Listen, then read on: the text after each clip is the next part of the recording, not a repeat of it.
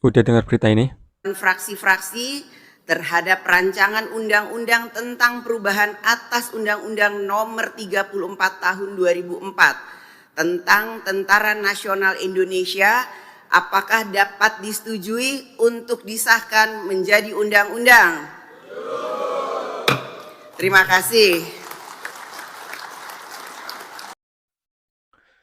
Dulu kita udah sepakat bahwa militer dan sipil harus dipisahkan.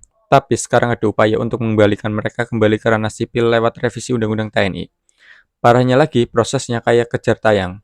Pembahasannya dilakukan tertutup, dikebut di akhir pekan bukan di kantor DPR, tapi di hotel mewah.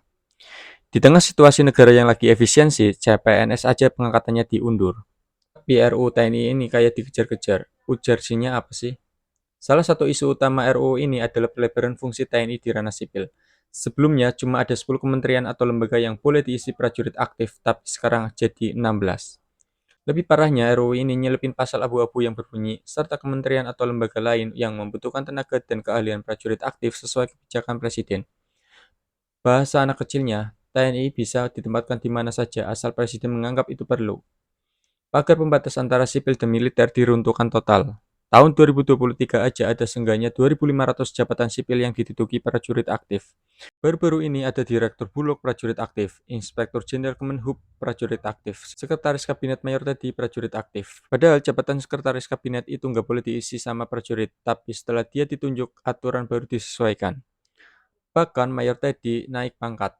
Apalah artinya revisi undang-undang ini hanya untuk melegitimasi pelanggaran-pelanggaran yang sudah dilakukan?